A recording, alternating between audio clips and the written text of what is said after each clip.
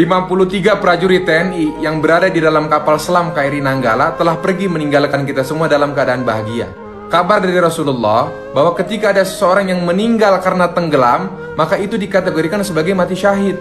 Rasulullah bersabda, orang yang mati syahid di sisi Allah Subhanahu wa Ta'ala memiliki 6 keutamaan. Yang pertama, dosanya akan diampuni sejak awal kematiannya. Yang kedua, diperlihatkan tempat duduknya di surga. Yang ketiga, dijaga dari siksa kubur. Yang keempat, diberi keamanan dari ketakutan yang besar saat dibangkitkan dari kubur. Yang kelima, diberi mahkota kemuliaan yang satu permata darinya lebih baik daripada dunia dan seisinya. Yang keenam, dinikahkan dengan 72 bidadari dan diberikan hak untuk memberi syafaat kepada 70 orang keluarganya. Semoga kita semua juga bisa meninggal dalam keadaan husnul khotimah. Ada pesan menarik dari salah satu ulama. Kata ulama tersebut, kejarlah dunia, pasti kau tak akan dapat. Kalaupun dapat, pasti tak akan banyak. Kalaupun banyak, pasti kau tak akan puas. Kalaupun puas, pasti tak akan lama. Tapi kalau akhirat kau kejar, pasti kau dapat. Sudahlah dapat, pasti banyak. Sudahlah banyak, pasti kau puas. Sudahlah puas, abadi selama-lamanya. Jangan asal baca. Bayangin kamu lagi curhat langsung di depan Allah. Saat baca, doa duduk di antara 2 sujud. Hayati maknanya. Rabbik firli, ya Rabb ampunilah aku. Warhamni, sayangilah aku. Wajburni, tutuplah segala aibku. Warfa'ni, tinggikanlah derajatku.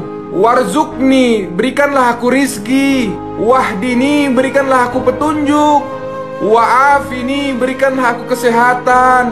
Wa'fu anni, aku mohon hapuskanlah catatan dosaku ya Allah. Ada kisah menarik saat perjumpaan Pak Kiai dan dokter di kereta selama 2 jam. Di akhir perjalanan, dokter minta doa ke sang Kiai. Kiai, tolong doakan saya jadi orang yang soleh. Kata Kiai, oh boleh jelas. Kiai balas bertanya, boleh saya juga minta doa? Tolong doakan saya jadi dokter. Kata dokter, waduh Pak Kiai, sampai mati saya doakan Pak Kiai nggak akan jadi dokter sebelum Pak Kiai masuk jurusan kedokteran. Karena Pak Kiai perlu korbankan harta dan waktu untuk jadi dokter, nggak cukup dengan doa.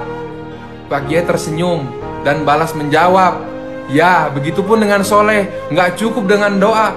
Percuma saya doakan tapi Bapak nggak ada usaha, maka nggak akan soleh sampai mati. Perlu pengorbanan diri, harta, dan waktu. Karena hidayah itu dijemput Pak, bukan ditunggu. Harapannya pertolongan Allah segera datang. Harapannya doanya cepat Allah kabulin. Tapi panggilan Allah 5 kali sehari sering dicuekin. Sholat zuhur mepet ke asar, asar mepet ke maghrib, maghrib mepet ke isya, sholat isya ketiduran, sholat subuh kesiangan. Padahal Allah manggil kita buat sholat tuh pengen dengerin curhat kita, nungguin diminta sama kita. Maka sekarang kalau ada panggilan azan, gercep. Belajar nyaut kalau Allah panggil, supaya Allah juga nyaut kalau kamu minta sesuatu. Hei, jangan sedih cuma karena gak ada temen curhat. Jangan sedih ketika semua orang ninggalin kamu. Karena tempat terbaik untuk curhat itu di atas sejadah. Dan pendengar yang paling baik itu cuma Allah. Sebab hanya Allah yang selalu punya cara untuk beresin setiap masalahmu. Di saat semua orang meninggalkanmu, percaya deh, ada Allah yang selalu mencintaimu tanpa syarat.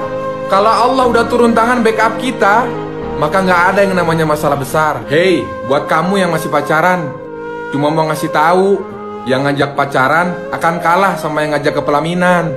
Yang ngasih mawar akan kalah sama yang ngasih mahar. Yang ngasih coklat akan kalah sama yang ngasih seperangkat alat sholat. Yang ngomong maukah jadi pacarku akan kalah sama yang ngomong maukah menikah denganku. Bener, pacaran itu indah, tapi setelah nikah. Sudah berapa lama kita hidup di dunia?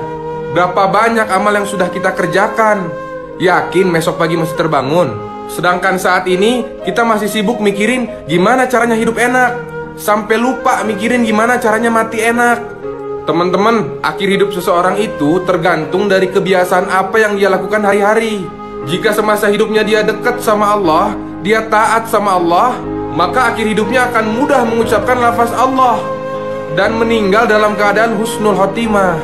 Jadi yuk kita deketin Allah, niatkan semua yang kita lakukan karena Allah, supaya Allah bimbing kita semua untuk sukses di dunia yang sementara dan di akhirat yang selamanya.